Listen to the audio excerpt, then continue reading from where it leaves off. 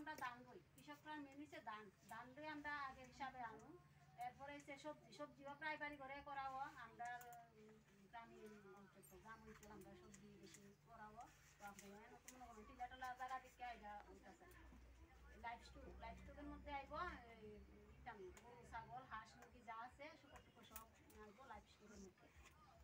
এরপরে কুকুর ফিশারি মধ্যে আইব, কুকুর কয়জনের আছে, কুকুর থেকে কত লাভ হইতেছে, এটা আসে বিষয় হইতেছে, এটা সবটা পুকুরে হিসাব আইব, বছরে কত টাকা ইনকাম হইতেছে।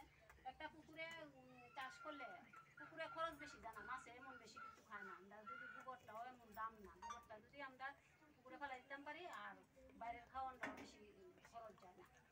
যারা কুকুর আছে তারা তো আছে, আর যারা নাই যদি জায়গা থাকে আমরা এরপরে ছাগলটা তখন বেশিরভাগ মানুষই পালতেছে, অনেকে ছাগল পালে, ছাগল দাম আছে, ছাগলের মাংস দাম আছে।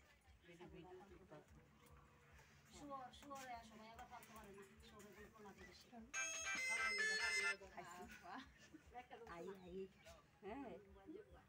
এরপরে নন পান যে দিদিরা অনেকে টিলারের কাজ করতেছে, কেউ পার্লারের দোকান করতেছে, কেউ কাপড়ের ব্যবসা করতেছে, অনেক যদিও কিন্তু কামাইতেছে মহিলা দিদিরা, কিন্তু এগুলো থেকে লোন দিতেছে।